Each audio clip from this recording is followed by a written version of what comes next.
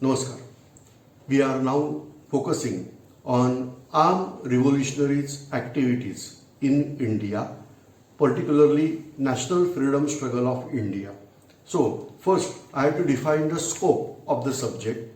So, when we are discussing that armed revolutionary activities in National Freedom Struggle, so we have to discuss the point from what point we are starting out National Freedom Struggle. So answer is from the revolt of 1857 onwards. That revolt of 1857 is not included in our scope of the subject. Keep in mind that it was armed revolution only. But here we are making the scope something like that particularly against British Parliament, whatever the things happen, that we are going to focus. Because if you are aware, right from 1600 onwards till 1858, India was ruled, or parts of India, or rather I should say that whatever the Britishers were there in India, they were ruled by British East India Company. So the territories they acquired, they were under possession of British East India Company. From 18th century onwards, there was a threat for British Parliament that like there was incident of USA, that is United States of America. Once upon a time, British colonies would rebel against Britain and finally got freedom from Britain. Such things should not happen in India, and therefore they started controlling East India Company by giving various acts like a Regulating Act, then we are saying it is Charter Act, Pitt's India Act, variety of acts time to time they introduce. And the result is that they try to govern company, but not directly. So in India, the rule of company was there, it was not direct British parliamentary rule. In 1818, Maratha Empire was lost and nearly two-thirds India was conquered by Britishers.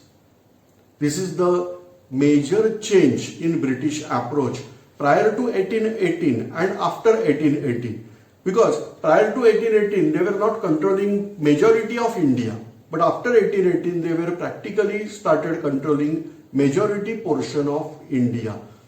Later, they waged war with Myanmar, at that time it was called as Burma, then Nepal, and like that various nations, and finally got territories from these nations also. As a result, huge Indian empire was formed under company's control. Whereas in 1857, there was revolt against this British, what we say revolt was against Britishers. But practically, they say that revolt is against British East India Company. And then, because of modern technology available for Britishers at that time, they were able to send messages and all that. And Europe, rather than I should say Britain, was able to send European army to India, and his European army was able to control the situation, and India was now under direct control of Britishers. So from 1858 onwards, we were under direct control of British Parliament. So when we are saying National Freedom Struggle, we are starting out the point from this point. So our scope of armed revolutionaries activity, they are going from 1858 to 1947 in this period. Now another important thing, in India, various revolutionary activities were performed. For example, assassination of Rand, Commissioner of Pune. Rand was assassinated by Chapekar brothers. Here, the activity was of armed revolutionists only, but it was not intended to get freedom of India. Entire India should get free and all that. Like that, things were not there under initially behind this activity? The activity was there to give threat to Britishers that you have to behave properly with Indians. Whatever in your mind you are going to behave, we are not going to tolerate it. That was the idea. So this is no doubt armed revolution, but it was very, very localized, but impact was all over India. Because Britishers got lesson that if you are going to threat Indians by the means of weapons, Indians also can fight back. That is the important point. But no planning was there behind this time that after this assassination, we should get pan-India movement and India will get free from all these things. Whereas certain activities, say for example, activity carried out by Vasudev Balwanta Phadke. He was considered as first armed revolutionist of India. So when Vasudev Balwanta Phadke carried out the action, he was having his clear vision that Chhatrapati Shivaji Maharaj started his work from Pune district only, and later on 2/3 of India was under control of Maratha army. So same thing we had to do. We have to start revolution from Pune. We have to establish our rule in the Pune and nearby territory, and then slowly we can form empire throughout India. We can get freedom. So this was intended activity carried out by Vasudev Balwanta Phadke. Again, you can check out that in latter phase, various international organizations were also formed by armed revolutionists. Say for example, you are aware of Gadar movement. So Gadar movement is not based only in India. Right from Canada, USA to India, helped by Germany. Like that things were there. So we are aware that Gadar activity that was connected with international level. Same way, armed revolutionary activities like you are aware that Netaji Subhash Chandra Bose, Rasa Bihari Bose, and Indian National Army, that is Azad Hind Sena. So like that also having international efforts. So various armed revolutionists were worked like union. Sometime it happened that from various parts of world, armed revolutionists united. Like Abhinav Bharat, that was an organization basically from India, but they were having contacts with armed revolutionists of Egypt, China, Ireland. That means where British dominancy was there, from these countries they were having contact. And the plan was that when First World War, at that time it was not called as First World War, they were thinking that there will be a huge war. And when that war will break out, at that time we had to carry out revolution and we had to get freedom for India. Or Egyptian will say that we have to get freedom from Britain and French dominancy. Suez Canal was there. Ireland, no doubt, captured by Britain. So they wanted freedom. And then China, where British dominancy was there at certain places. So they also wanted freedom from them. So like that, armed revolution was intended there. So we discussed that various organizations were also working. Their mottos, they were also there. For example, Hindustan Socialist Republican Army. So it is not only that we had to kill somebody and yes, we carried out armed revolution. So no. What is the purpose of revolution? That we want to establish better government. That is the most important thing. And then what was the nature of new government? That is socialist and republican. So like that concepts were also there with these armed revolutionaries. So they were inspired obviously by somebody. So for example, Abhinav Bharat. No doubt, Abhinav Bharat was led by freedom fighter Savarkar, that is Vinayak Damodar Savarkar, and his elder brother Ganesh Damodar Savarkar. He is also called as Babarao Savarkar. But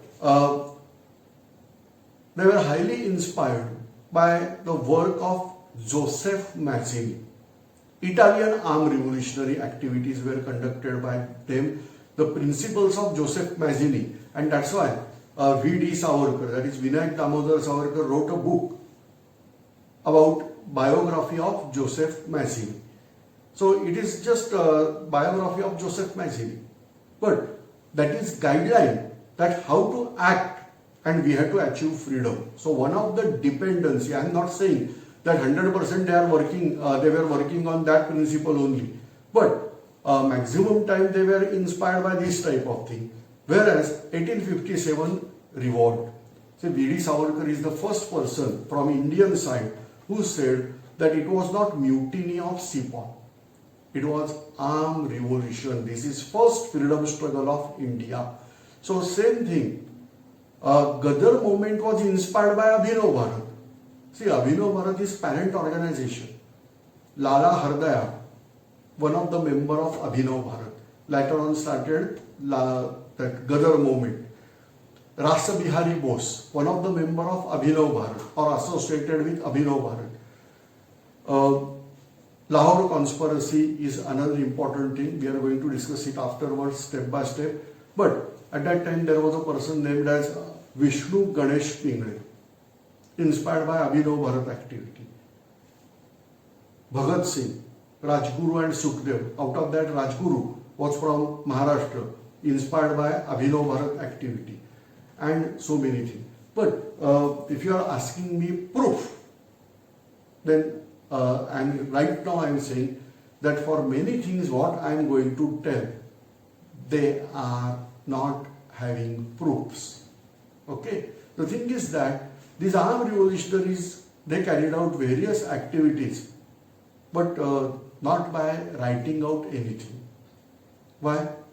So, they don't wanted to disturb others. If only one person is arrested, he will not give name of other person. So for example,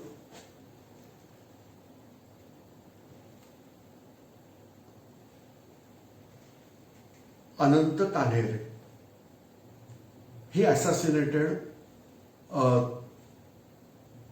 Jackson, was actually collector of Nashik district at that time, was assassinated by Ananta Kanhere. Ananta Kanhere was arrested, but later on severe investigation was there by obviously British intelligence, and other two people were also hanged out, Karve and Deshpande. They were also hanged out along with Ananta Kanhere, because the thing is that who supplied you weapon? What is the source of weapon? Source of bullet, and various investigations activities they were carried out, and so they were not keeping everything in record. Whatever the things achieved by Britishers, they mentioned, and therefore we are getting idea, okay, this is the connection. Say for example, Swatantraveer Savarkar, he was taken to Andaman for 50 years lifetime imprisonment. Generally the rule of Andaman was there that for 5 years they were kept in severe imprisonment. After that, they will give some land to that particular prisoner and ask them to stay freely over that, because Andaman is island. Nobody can escape from island. And therefore, a sort of freedom was there. But Savarkar was not allowed to do so. He was again and again asking that with rule, according to rule, set me free in Andaman after 5 years. But no, because he was categorized by Britishers as VVD. That is very, very dangerous category. And reports are there that no doubt Savarkar is there in jail, but still he is having communication with armed revolutionaries. These reports are not there from Indian side. From Britisher side, these reports are there. And we have to build up stories, particularly connecting links, and then we have to think of these all things. So every time we are not supposed to get evidences directly, but whatever the reports are there from Britisher side, that only we can consider as source of the thing, and we are going to discuss the facts over here.